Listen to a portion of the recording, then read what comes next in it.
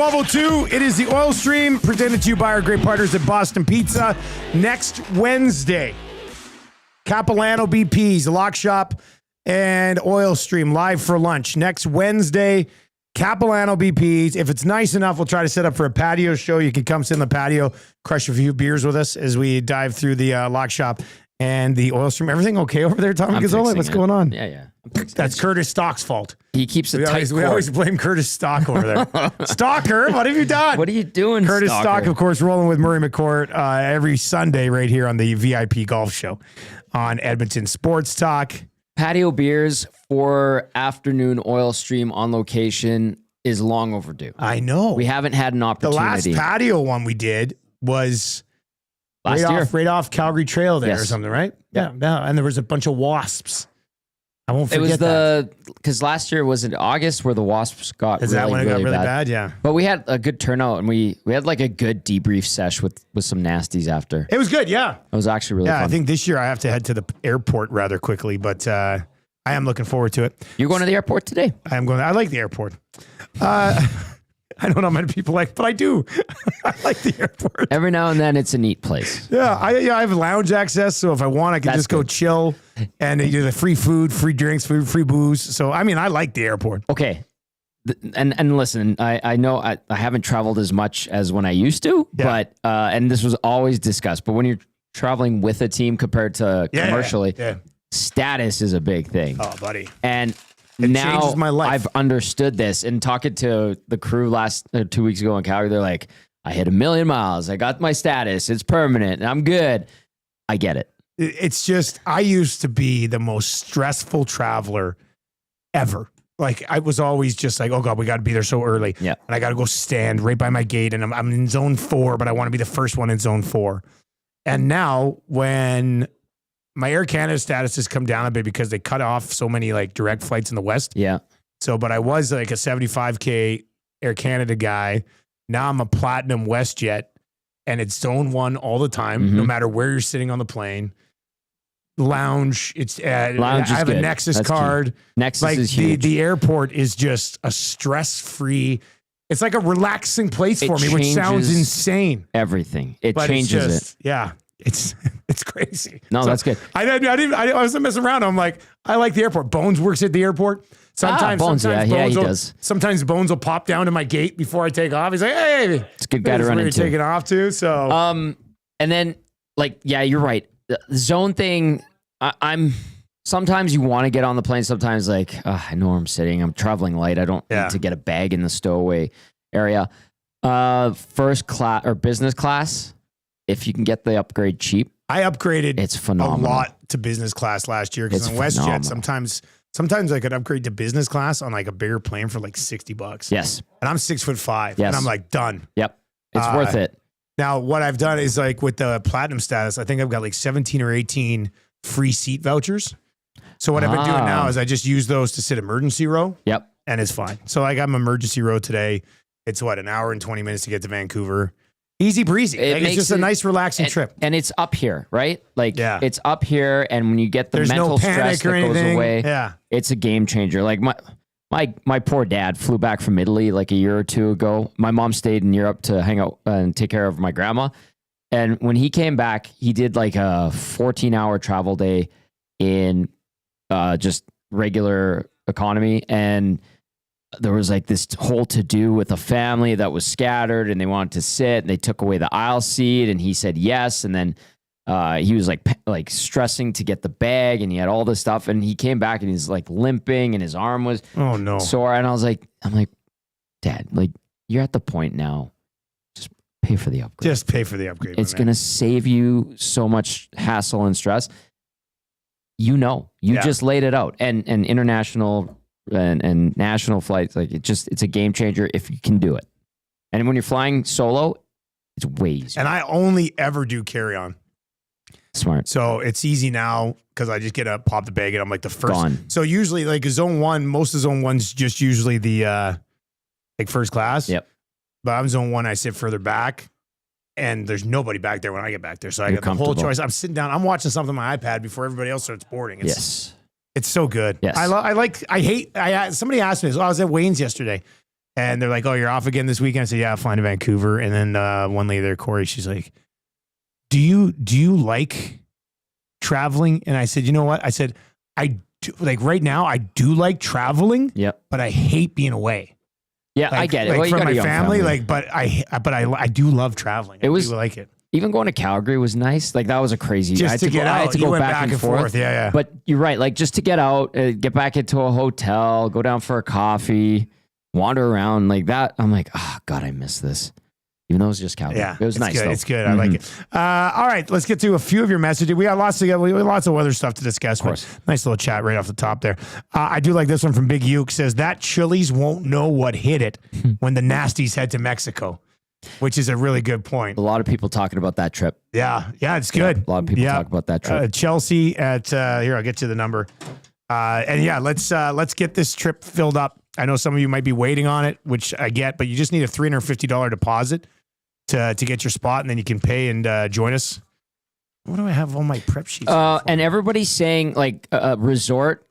You said it was newer, and you were talking about the Planet Hollywood. I guess there's a good nightclub there too. Perfect, and you know, all inclusive is great if you haven't done it. It really is. You essentially just worry about tipping. Yeah. And that's they plan excursions and stuff like that too that you could do through the resort. There's always like a event team. Yeah, that takes you out. And Chelsea, who's planning this trip, is actually coming with us on the trip because she is an AM Nasty. Perfect. And she texted me last week and she said, "I was just looking at the trip now, and if you're going to go get it on your own now, it's $3,000. That's the other thing. But we've locked in a price here at $2,490. Yep. So it's $2,490.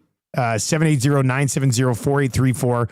Give Chelsea a call. She's awesome. She'll look after you. She's trying to arrange the catamaran option and a golf option as well, which would be fun. 780-970-4834 if you want to come to Mexico. I see Rip City Step over there followed up that you tweet with, "I might just go to the airport Chili's even if I don't go to Mexico." Rip City Step would do that.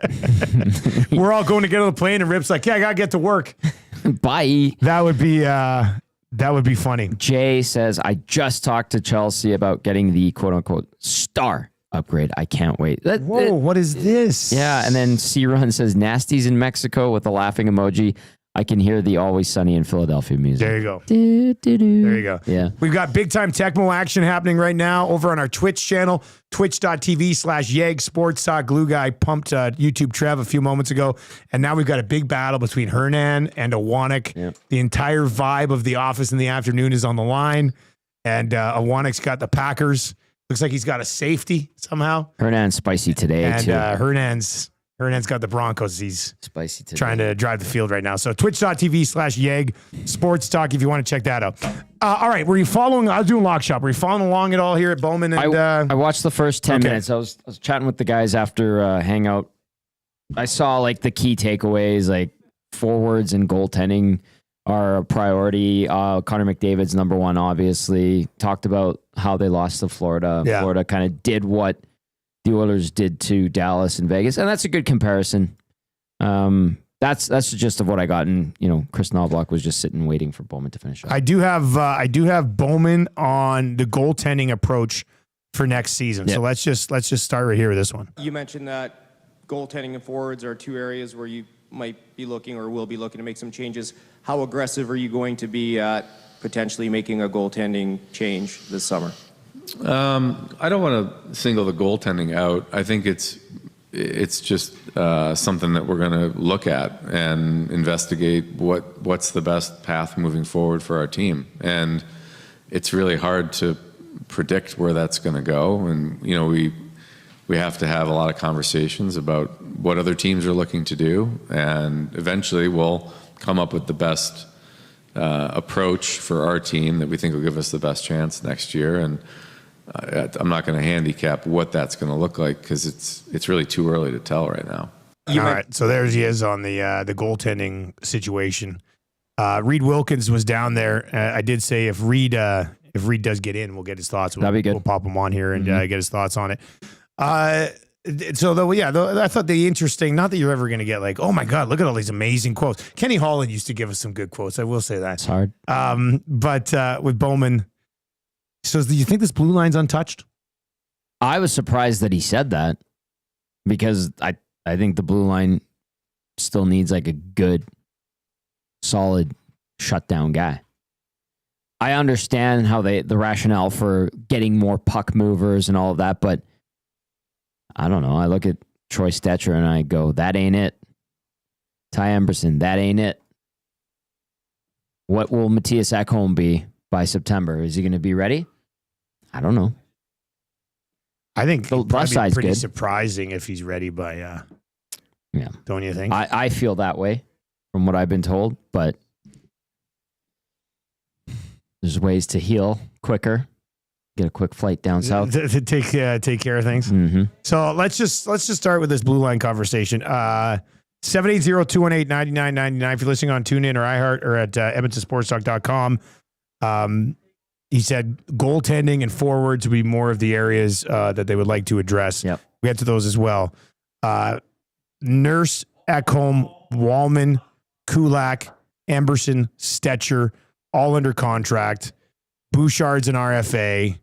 Klingberg's a UFA. Any appetite to bring Klingberg back? No. Okay. Thank you for your service, John Klingberg. I would agree with Tommy.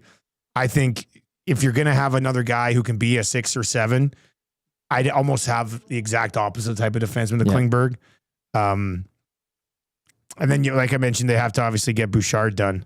And then there's Regula, who's still lurking around as a right shot guy. Thank you for who bringing got an extension him up as well. So, yeah. I mean, they have 7 defensemen. Yes. They have 7 defensemen. I could see, because they're kind of hard up against the cap, because they want to get a little bit of a different look up front, and because they probably have to do something in net, I could see that just being the 7 defensemen rolling into the... so I guess my question for listeners is that their 7 defensemen for next year? If it is, are you okay with that? Deadline day, I think that's where they'll have to Deadline day is another ad, and then Emberson becomes your 7, and Stetcher becomes your 8. Yeah. You know, that type of thing. Yeah, and I think that in a perfect world, that's how it rolls out. So maybe I shouldn't be as surprised because they have those guys locked up. They need to get younger. Dusty, they can't be the oldest team in the league, although it worked well for them this year, and those veteran guys, they were excellent. And you need veteran NHL players and a deep roster to go far. That is tried and true. Being littered with rookies and tweeners is a recipe for mediocrity or worse. But you will have to integrate Savoy somehow. Yep. I don't love the Tomasek thing. I hope I'm wrong and my instincts are bad and people throw it in my face at some point next season and I'll be fine. But yeah, you're going to need, and Bowman did talk about it too, that there will be some turnover. He's like, not 8 or 10 guys, but there will be some new bodies. You do need some freshening up. The goalie thing is kind of interesting. I know we're going to go there, but yeah, we'll go there. But we can go there. We can go there now. Okay. I'm going to get to Frederic on the numbers game, and then we're going to go to the possible cap compliancy come playoff time for the Popeyes headlines. What an easy fix for such a long time. But anyway, I want to get to this text. Then we can go goalie. Cody from Boston Pizza Capilano. Ah, yes. See this, guys? This is why it's great. Cody is nasty, just like all of you. He's running the Capilano Boston Pizza. He just says, fingers crossed we get the weather for a patio show next Wednesday. Yes. There may be some new menu items that day. What? I didn't even read that part of the text before I read that part of the text.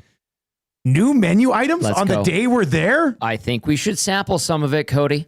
It's Cody, just wondering if you do bring out new menu items, could they come on 2 separate plates for Tommy and I so he doesn't steal the poutine like he did when that was a new menu item? That is very fair. Also, I plan on having a poutine. Anyway, so hopefully, fingers crossed, we do get a patio show at Capilano next week. That should be a pretty good time. So make plans to join us, Capilano Boston Pizza, next Wednesday. That's the 25th. Okay, goalie. Go ahead. What do you think? So he says he's going to address goalie. They'll look at it. No pressing need. Didn't want to tip his hand as to what he'll do. I know there is a appetite for a vocal portion of the fan base to get rid of Stuart Skinner. Did he say no pressing need? Was that his? No. Like he's not tipping his hand and saying he's not going to show. He's not coming out and saying, "Oh, we got to go get somebody right away." Yeah. and they're gonna explore what is out there and what might be available via trade. Free agency, I don't think the goalie list is good. You went down it the other day and it was crap. It's awful. Unless you really like Jake Allen, no, I don't think there's it's a donkey turd of options. So I know there are fans that would say, "Get Stu out of here." I think that would be too soon. Is he a star? No. Did he take a step back? Yes. Could he be the solution going forward? Yeah, I honestly think so. And there are people that are willing to say he ain't it. He's been in the league for 3 years. Yeah. 2 cup finals. Calder finalist, and All-Star 1 year. I know that was due to someone being hurt. I think it was Logan Thompson, actually. But to just say he's done, we're moving on, I think would be premature. I think that goes back to what Shaggy said on the mandate when he's like, don't throw out the baby with the bathwater. Yeah. And what it would likely mean is that you would move out Calvin Pickard and get, quote unquote, help for Stu as he continues to develop and cement his status as a starter. And people, I saw some texts, and they made comparisons to Devin Dubnyk. And listen, those Oilers teams were dog crap. Yeah. The ones that Dubnyk had was behind some pretty brutal teams. Yeah, I mean, Doobie came back here, I think, with Minnesota 1 year, and we're like, so what's it like coming back here? And he goes, well, Edmonton's actually good now, so we have to game prep for them. And I think it was Speck who said to him, this was, it was kind of like off the record, but it's been so long and Doobie's retired now, so whatever. And Speck goes, do you miss the swarm defense? And everyone starts laughing, and Doobie goes, yeah, is that the one where 4 guys go to the corner and nobody watches the guy in front of the net? And we're like, God, you're funny. That was the swarm. It was defense. awful. Anyway, but Devin Dubnyk became a 3-time All-Star, right? And he was a bona fide starter. He's a 3-time All-Star. Yeah. Jeez. Bona fide starter on some good teams for 7-8 years. And then he retired, obviously. But that could still happen with Stu. He's 26. Does he need help? Yep, probably.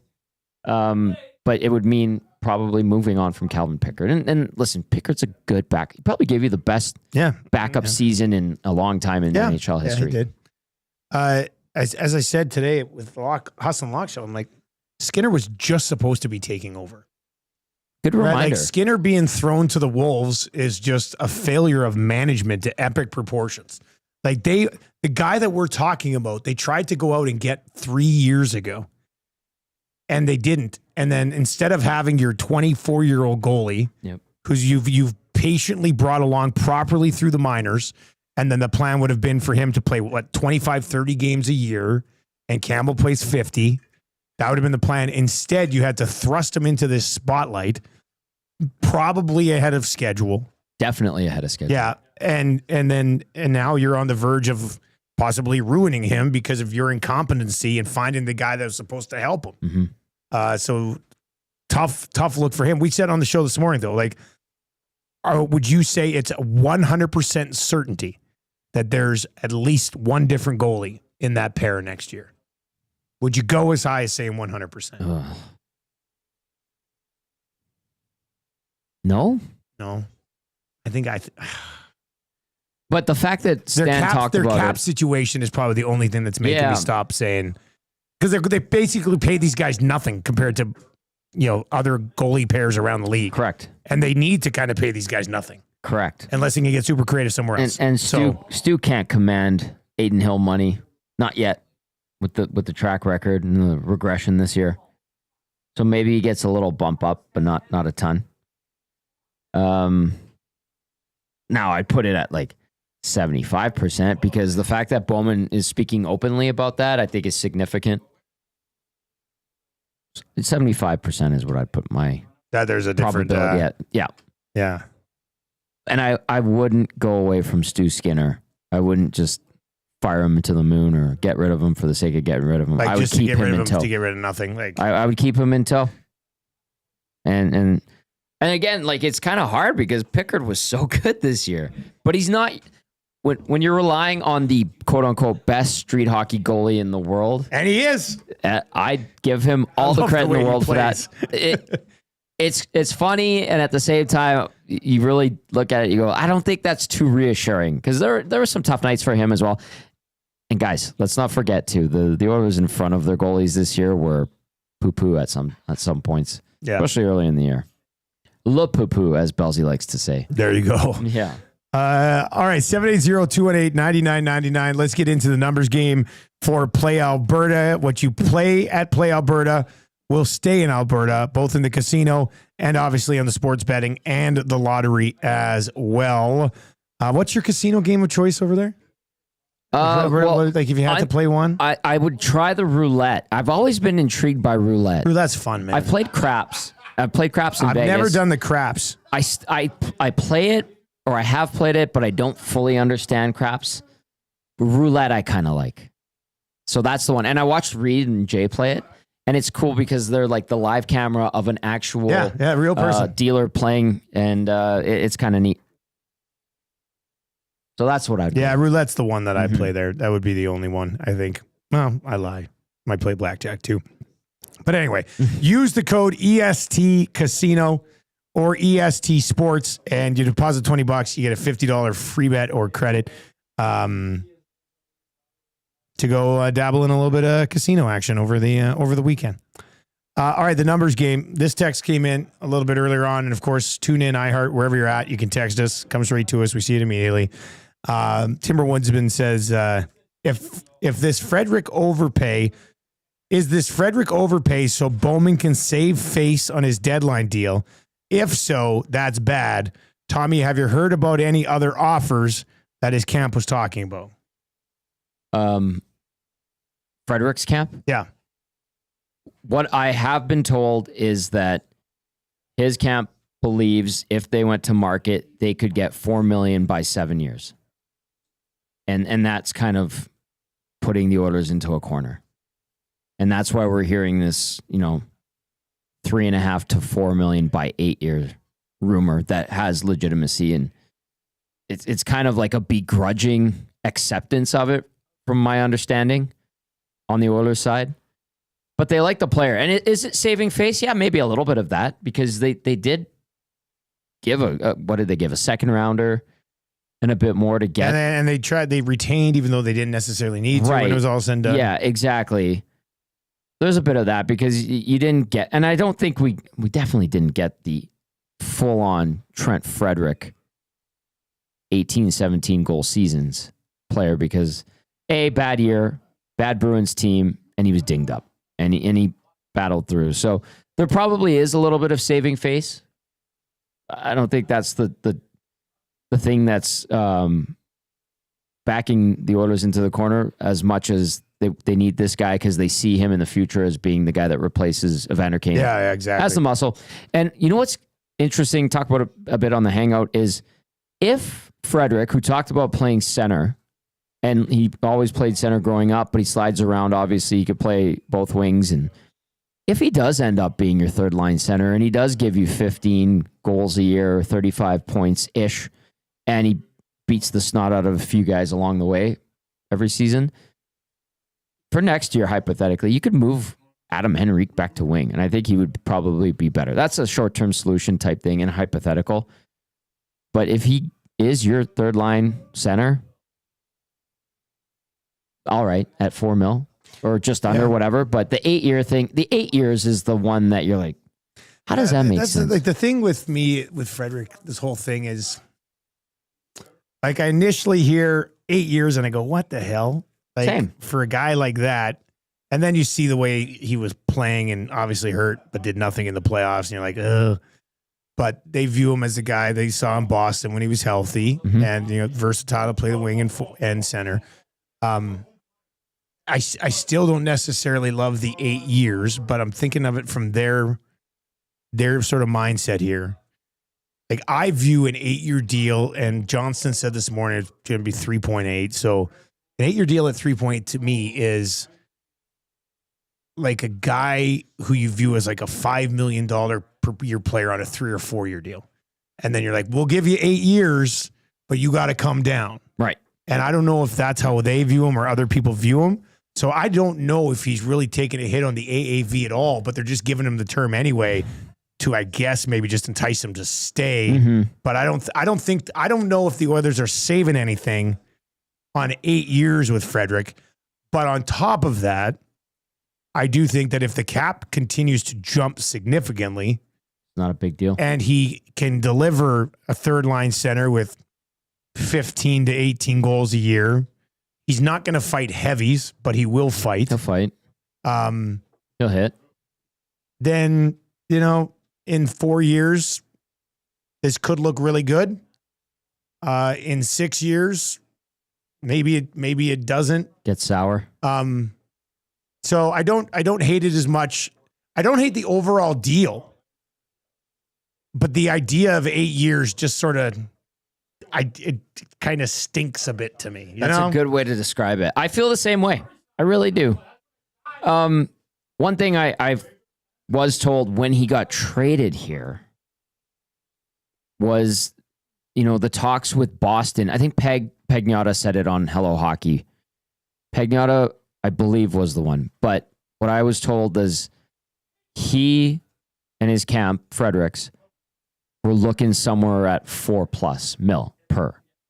And Boston wasn't willing to do that. Yeah. They didn't see it the same way. And I get it. And then with how bad things Boston might have been saying, yeah, you could be a $4 million a year guy for 3 years, but if you want 7, it's 2.75. Yeah. Or it's 3. And the Oilers are just I'm trying to think how I think in 4, 5, 6 years, if he plays well, it could be a great deal. Mm-hmm. But I think the Oilers are paying full freight for an 8-year deal, and you only give guys of that caliber an 8-year deal if you're bringing it down Yanni Gourde style to 2 point, like that type of thing. Yeah, good point. So I think they're paying full freight on him for 8 years and not getting much of a bargain, which I don't necessarily really like. It's a shot, but they're probably looking at it going in 4 years. It's such a smaller percentage of the cap. Everybody's going to be making $4 million. It's not the end of the world. Yeah. So I think that's how I would describe it. Not ideal, but certainly not the end of the world. One element of Trent Frederic that hasn't been discussed a lot is he's everybody loved him in Boston. Just a great guy, they said. You're going to love him. Positive, great to talk to, down to earth. Teammates loved him. I think that's good too. You want to maintain a good culture here. Have a glue guy there, Jay Milne, if you will. I think that has value, and maybe that helps ease the sting of the full freight that you described. Maybe not, but it is worth noting. All right, 780-218-9999. Jen texts in and says, advertising works. I live in Airdrie and just had to come to Calgary to check it out. And that is the great photo. That's the Italian Center. I'm at that one right now. I'm going to screen cap that right now and send it over to the Italian Center. It'll be funny if I like seeing that one. I would like to see it's just a little taste of Edmonton in Calgary, right? It's just a little and like universally loved. Absolutely. As well. So it's almost like, hey, we got you. Like suckers snuck in there. Yeah. Do you see this Panthers chant? F. McDavid. Oh, like yes, I saw some of it. You're the champions. You can be obnoxious. People will remember. The only problem is it still might not matter because they're so damn good. They are damn good. When you can do whatever you want and just nobody, because it doesn't matter. Oh, we're going to be fired up beat you next year because you chanted F. McDavid. And it's like, no, you're not. We've got I know. It's sometimes that comes around. Yeah. But right now, they are the Kings. They're at the top of the mountain. They can do whatever they want. It's a bit much, but okay. Jason in Leduc says, giving a player that plays with truculent style an 8-year deal that runs until his mid-30s is a little bit ludicrous. I get it. I'm not disagreeing with Jason and Leduc. Scott texts in and says the 8-year deal is a joke. You know who won't be here in 8 years? Stan Bowman. True. Make it someone else's.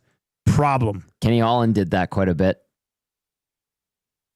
Yeah, he really kicked it down. He left a few around. The can down the road. Rusty Shackelford says, I would prefer a right shot as a third line center instead of another left shot.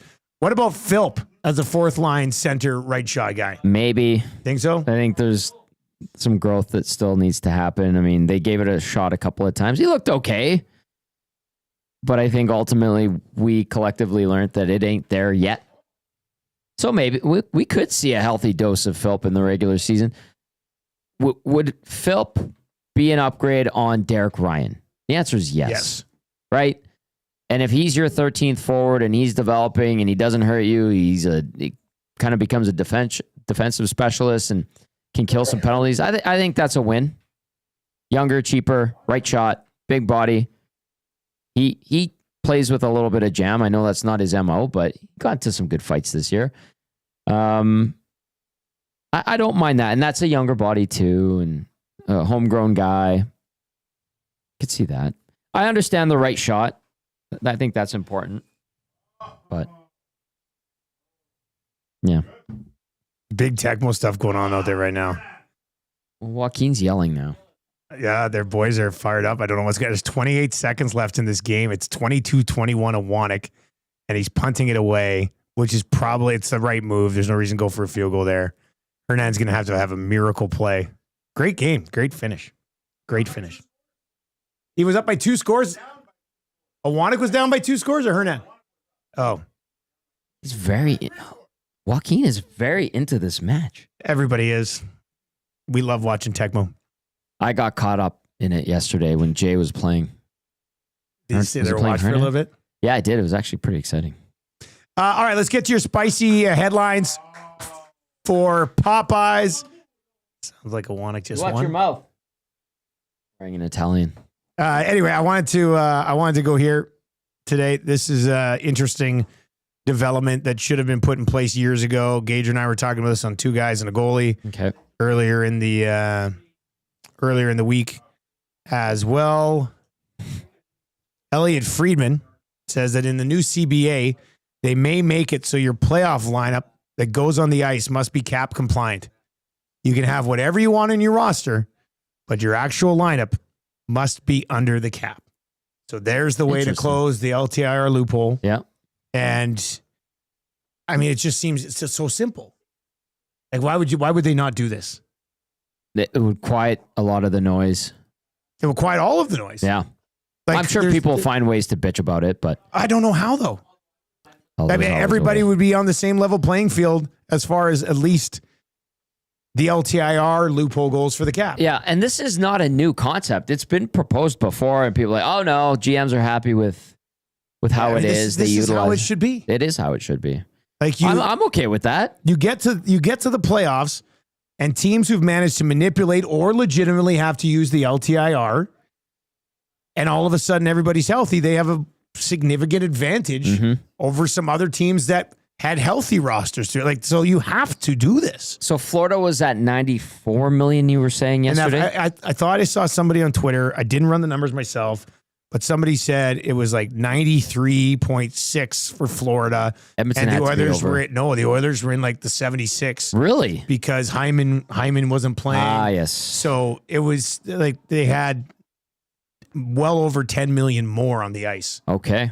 Than the Oilers. And the injuries are going to happen on the lower side of the cap. But now it's like, okay, you can go to the deadline and you can use your LTIR. But guess what, baby? Come playoff time, you've got exactly this much money to put on the ice. You have to be cap That's the way it should have always been. That makes sense. I'm okay with it. When it was proposed a couple of years ago, I'm like, well, sure. Okay, do it. Good. And you know what else is encouraging too, as a silver lining? They're talking CBA. No more work stoppages. That's also good. Just a little. That would definitely, man, would that suck, eh? That would really suck. NHL hockey in general making a lot of headway, good momentum, Four Nations thing, obviously. But I don't mind that idea. Like I think it's logical. Like you said, just be cap compliant during the playoffs. We are now streaming on Twitch because nobody stopped the stream. We're streaming Gager doing wrestling. Oh, he loves that game. He does love the TWA wrestling. Oh, my God. Hey, Reed Wilkins, you want to pop on quickly? Bring a chair. Tell us about the rink again. Bring a chair. Bring a chair. Let's get that mic. Zach, grab that mic, set it up here. I'll pot it up, and we'll find out what happened at the rink. Reed was down there today. I'll read this text in the meantime. Yeah, if Oilers management listens and acts on what the fans say about a player, we are in trouble. That's round of clicks. Good text. Sometimes I think they should, though. Let's be honest. Some of their own decisions haven't worked out either, though. That's really. I mean, nobody's ever going to be perfect, though, except for this man, Reed Wilkins, as perfect as they come. He's. Oh, what happened there, Tommy? Caught on something? All right, Reed Wilkins is going to slide in. He was down at the rink for Edmonton Sports Talk today. Knobloch and Bowman both with availability. I don't think there was anything earth-shattering, but we will. Is it earth-shattering? That's not a saying, is it? Yeah, it is. It is? Okay. For some reason, I thought it wasn't for a second. Anyway, we'll find out what... Hey, boys, I'll say this. At the new office, way more space behind the desk. Good. So that's good. Reed, what's up, buddy?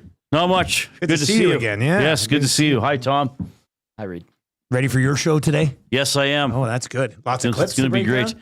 I'm going to cut him right away. Yeah. Bowman was good. He's a good talker. Okay. What do you say? Anything you learned or anything that jumped off the page?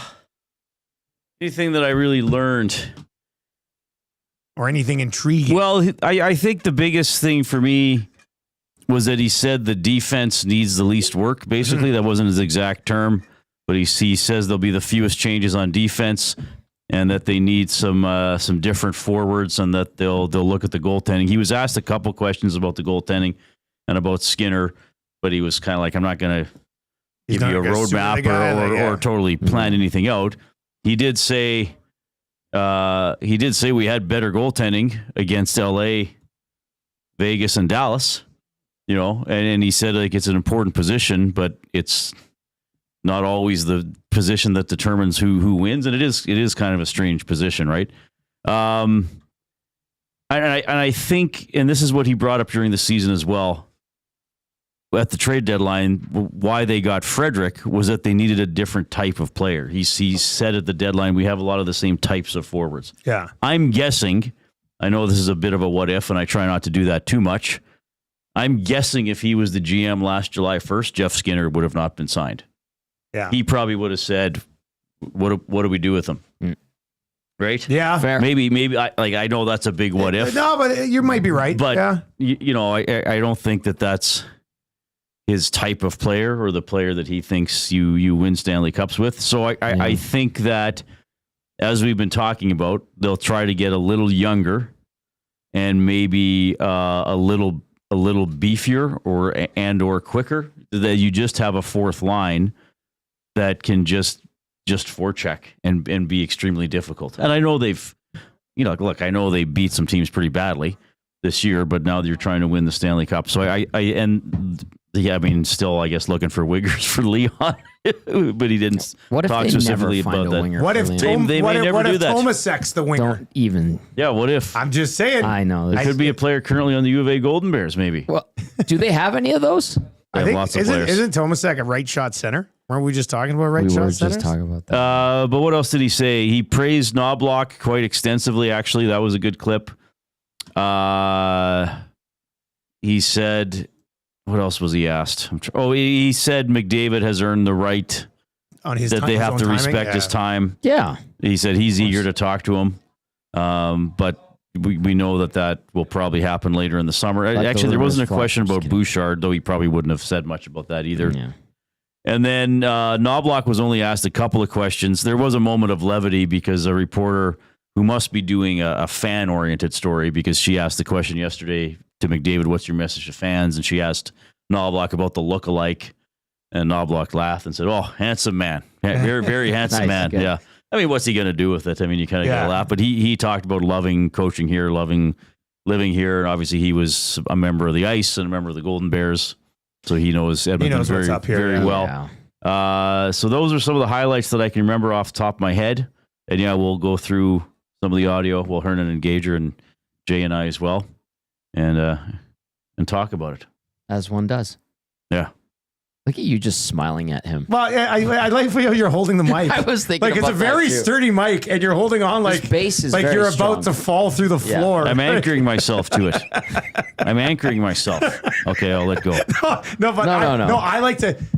When you guys are doing shows, I always have a pen in my hand, like even when I'm calling a game. Yeah. Is that what that was? Like, do you always like to have something in your hands when you're crutch. broadcasting? Is that why you were holding the mic stand so much like that? I don't know why I was doing it, actually. Oh, okay. I didn't consciously think about it. Okay. Yeah. Hey, so do you think they run back the exact same blue line? They No, got seven guys I don't under think. contract. So. Well, Klingberg's not under contract. Yeah, but the other 7 would be Emberson and Stetcher, and then the main 5. Yeah, but I still think they'll try to find somebody else. Yeah. What level of somebody else? Oh, a third pairing person. Okay, so like Yeah. Klingberg, but somebody else. Yeah, probably more physical, more pure, Not Klingberg, pure though? defensive. I don't know. Like You he's, can't. I don't think so. You I think there are can't too go many back to questions, Klingberg. and he's going to want maybe too much money, given what the situation is. He was scratched in the Stanley Cup final for Stetcher. He didn't I mean- really do anything except Yeah. for a couple of rounds in the playoffs where he moved the puck well. Yeah. Yeah. Yeah, so it might have to be a little bit different, but probably not him. But yeah, go ahead. yeah, I just think I mean, it's a fast, skilled game, and that's always important, and that's valued. But you got to have some beef. Like, there's always going to be room for shutdown defensemen, and I think you got to find that person and put him in the right spot. I mean, Forsling was not considered one of the best defensemen in the league 4 years ago. You know, Florida put him in the right He spot. got waived. Yeah, And- he got waived by Yeah. Chicago. Yeah. That's a good point. Actually, Yeah. who was the GM of Chicago at the time? Would that 5 years ago? Would that have been? Was it Bowman? Bowman, the guy who waived Forsling? I thought, Somebody look that up. I'll look Is it that? wasn't he also on Vancouver and Carolina? He was around a little bit. I'll look it up. Anyway, I got it here. but they're gonna have Was it that long they're ago? gonna have to have they're gonna have to find unheralded players Yeah. to fill a very specific role on the team. You know, I guess kind of like Janmark does when he's playing well. And I know a lot of people don't like Janmark, but there's a reason he keeps getting contracts and getting ice time. I know he wasn't as good in this playoffs as he was last year, but that's the type of player that there'll be a signing where you'll think, who the heck is this guy? And then you'll look on his Hockey DB page and you'll be like, how has he played 400 games? I never noticed this guy. And then you'll watch him for half the season with the Oilers and you'll think, oh, okay, I get it. Like, he's in the right spot. He doesn't get beat. He's tenacious. He can be a little feisty. Yes, maybe he never scores. So somebody in that realm, I think, for up front. And I guess maybe for that defensive spot too. Okay, Gustav Forsling. Traded from Vancouver to Chicago for Adam Clendenning, former Oiler. Yes, Right. Clendenning. In 2015. June 24th, 2019, traded from Chicago. So he was traded from Chicago I thought he was. with Anton Forsberg, who we talked about the other day as available, yes. to Carolina for Calvin DeHaan and Alexi Sorella. And then January 9th, 2021, claimed off waivers by Florida Panthers from Carolina Hurricanes. Oh, so Carolina waived So it him. was Carolina. And I don't even think, Okay. did Florida have their current GM then? I don't think they would have. Was was it Bill Zito? was he already the GM? In 2021? Yeah. Yes. He already was. Okay. Yeah, because didn't he go there? Wasn't he in the mix for a job? No, maybe. When did Zito take over? They traded for Kachuk like 10 days after. No, that was after they hired Paul Maurice. Zito. When did Zito get hired by Florida? Or just look at a list of GMs for the Panthers. Let's see here. 2020. 2020, yeah. Oh, So he would So have. he would okay. have claimed him. Yeah, all right. I wasn't Genius. sure. Genius. Well, but that's the crazy thing. He probably didn't think he would be that good Yeah. when he claimed him. Right. He probably thought there Yeah, was a you're like, potential. he could play in the league. So but let's see, yeah. that's part of it. You sometimes get lucky with play. I mean, look at the Oilers. I know he went on to win cups elsewhere. When the Oilers acquired Pat Maroon, they didn't think he's scoring 27 or 28 goals the next season Yeah. and playing with Draisaitl and McDavid. Now, I know he didn't maintain that, but you need a little bit. You need players to blossom or do something unusual sometimes as well to become a really good team. That was a sad day when Patty got traded. Were you with the team still then? Yes, I was. Yeah. It became him or Milan Lucic essentially, That was and there it. was kind of like a little bit Right. of friction there. And There Luch had goes the that long down to- term big ticket, and Patty didn't. And Patty felt like he could do everything Lucic could. And ultimately, yeah, he could have filled that role, yeah. Absolutely. Would you say, Reed, would you go as far as saying it's 100% a certainty that there's a different goalie here? They're not running back the same two guys next year. I think I'd be close to saying that. Yeah. I think they'll have to change something. And I know a lot of people won't like this. I mean, it could be Picker that gets sacrificed just because Skinner is younger. Who said that earlier in the show? You say that? I heard some of your goalie discussion. You are a brilliant mind. Yeah, I mean, it was a down year for Skinner. Yep. I know a lot of people want to run him out of town. It may not be realistic to do that. You have to have two goalies on your NHL roster. I think it'd be really nice if he you may keep be one Skinner of them around. Yep. Like with somebody else. You got a guy who's got all this playoff experience. Yeah. Maybe if he doesn't have to be the guy that's, like, I think it would be nice if you could know find a you way can to make do that that happen. Yeah. Just got to find the right guy. Reed, you guys both have awesome watches on today.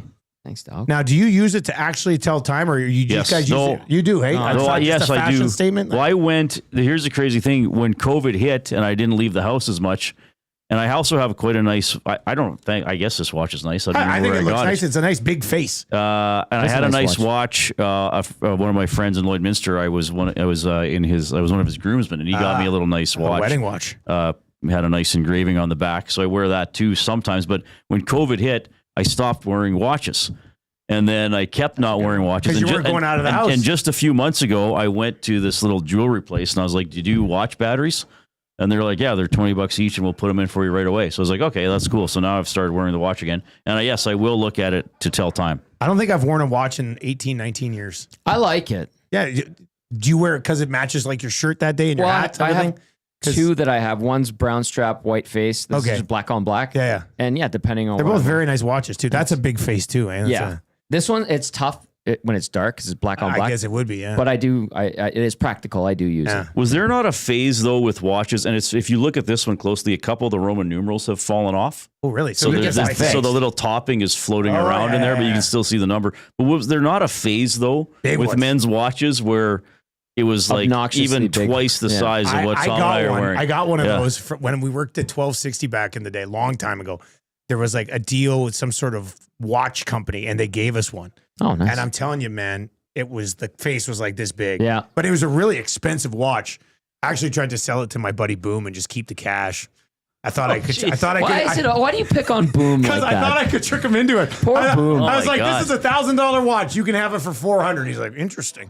Because he was the best man at my wedding. I was just like, "I know." I've tried to suck him into it. That's shocking. Yeah, I know. Hey, so the other day you guys were doing word of the day. Yes, and I knew one of them, and I can't remember if you knew this one or not, but I knew it because of the movie Con Air. Oh wow, what word was it? Loquacious. That's talkative. Yes. That wasn't one of our words. You were watching another show. Now you're making stuff up. Was. No, you're making that up. You're messing with me. You were watching another show. No, it wasn't. One of your words is loquacious. No, it wasn't. You're effing with me right now. No, it wasn't. I'm not. Yes, it was. Jay, we did not have loquacious. Yes, you did. Jay. It's talkative. Word of the day. This week earlier, was there not one that was loquacious? No. What? He's watching other shows between 3 and 6, everybody. No other shows doing word of the day. Watching. I swear to God, it was loquacious. He's probably. I said I know what that is because it's from the movie Con Air. He's probably watching a Toronto show, everybody. Oh, this guy. Did I dream that you guys did a word of the day and it was loquacious? I think you might have. You guys did it. Word of the day is today? What? Loquacious. Oh, you did it already. No, we didn't. You saw it on Edmonton. It's a great show, then, Matthew. I swear to God, it was. I don't know. I'm sorry. I don't think Where's that my was. wife? If my wife, she's standing right with me, and I remember because the kids. I get up from a nap, and Tam and the kids are watching your show. I came up to have dinner. Maybe, and I swear to God, you guys were like loquacious because I said to Tammy, I said, "Hey, I know this one because it was from the movie Con Air." So both hosts of the show said you're wrong. What the hell? They're the ones Maybe who we do were it. talking about that word. Oh, I don't remember talking about it. I swear to God. I'm sorry, Dustin. I don't know what to tell man, you. I am very. Now I'm holding the mic again. I'm ready. Get out of here, Reed. Get out of here. I could hang it upside down like in the Love Bites Def Leppard video. I've enjoyed all of it. I don't want to touch you too much, Tommy. All right. Let's let Reed go. I am totally rattled right now. I thought for sure the word of the day was loquacious. Good word. I just patted you. Mark Lanigan says, use loquacious in a sentence. EST is so loquacious today. And it was John Cusack in Con Air, and he goes, he's verbose, loquacious, talkative, something like that. See, Jen says, you guys are messing with me. Jen in the chat says they're lying. It was a word. Jen, Wow. I'm not, they're I'm going to find it. I'm going to lose it. Because you're making me think I'm bloody insane right now. You yelled that to him and he just said, no, it wasn't, in a very calm voice. Jen says, I watched all 12 hours every day and loquacious was a word. Okay. It was like 3 days ago. Maybe last week. I don't know what to tell you. Oh, I know what to tell you. They're messing with me. This is a hijinks. This is a personal hijinks. You should feel. Yeah, there we go. Mark Lanigan says Vince Larkin. That was Cusack. He says that would be loquacious, verbose, effusive. How about chatty?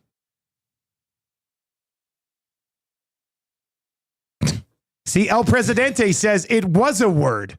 I am sure of it. I'm just not sure as the timing of it exactly. And Statue Boss Production says, word of the day today, gaslighting. Hey. Yeah. Hey. Oh. That's a really funny bit if they were just trying to trick me, because I know it was. They're pretty deadpan when they said no to you. I know, but I'll go back and find it and I'll send it to them. I want to bookend this because that's how you do it. Jen, if you remember what day it was, email me, Dustin@EdmontonSportsTalk.com. This is because I feel like I'm a crazy man right now, but I'm almost certain that it was. Yeah, Troll says, I love how Dusty knows that from Con Air. Most of my stuff I know is from Con Air. Great film. What do you think I'm going to do? Save the goddamn day. God, Nick Cage. Should have won an Oscar for that. It's Cameron Poe. I thought he was better in Snake Eyes, but that's just me. You got Snake Eyes. That's a bad movie. He was good in that, though. I know. I liked it. Carla he was Gugino. Just a degenerate, dirty cop. Yeah. Who then has his inner good guy come out in the end to save the girl and screw over his buddy Gary Sinise. Poor Gary Sinise. Do you know where they filmed? Gary Sinise was a good bad guy in that one. Do you know where they filmed Snake Eyes? No. Vancouver? Montreal Forum. Really? Yep. Now I like it even more. It's actually one of my Snake Eyes is on my phone. It's one of my phone movies. I got like 30 of them. Snake Eyes is one of them. I might go back and watch it one night. Okay, but you've done it. It was last week then. I'm not going through. Holy smokes. You did, man. People are saying that you did. Tell us what day. Now Wannick's involved. I told Jen. I said she figures out what day it is. She can let us know. But she's like, yeah, it was a day. And El Presidente's like, yeah, I heard that too. It was a day. What was the word? Loquacious. Yeah, I could have. It was like last week. It's been done. 100% it's been done. I don't think it's been done. It's been done. What a debate around the office. Jeez. Wow. Nobody knows anything. This is amazing. I'm going to bookend this show with Cody from BP. Capilano next Wednesday. Yeah. Says, come and be loquacious with us. Please. We encourage it. There will be samples, and I can split it up to make sure you get some too, Dusty. So we can kind of share, but really have our own. All right, that's going to what's coming up in EST afternoons there, Coob. What do you got, man? Lots of discussion regarding the Stan Bowman and Chris Knobloch presser just an hour or so ago. Elks talk. They go 0-2 on the season, losing 38-28 against the Alouettes. It was exciting game, but they just couldn't pull through. Zach to the future as well. All right. Friday. That's good. Yeah, the boys will test my 80s and 90s trivia. Excellent. There we go. That's going to do it for Oil Stream. I'm heading off to the Chili's at the airport. Can't wait. That's going to be good. Good job last night for you on the CFL broadcast as well. And if you didn't check out the post game last night, I mean, there's nothing like it in the city. Boys were simple great. as that. Wannick and Glue Guy last night absolutely killed it. Well over an hour on disappointing game for the Edmonton Elks against the Montreal Alouettes. So check that out. That's archived obviously on YouTube as well. Have a great weekend. And I'll talk to you Monday morning. For Tom Gazzola, I am Dustin Nielson. Thank you very much for joining us on the Oil Stream. A very loquacious episode. They did it. I know it was a thing. I can't believe they can't remember. They do lots of words, but come on. All right, take it easy.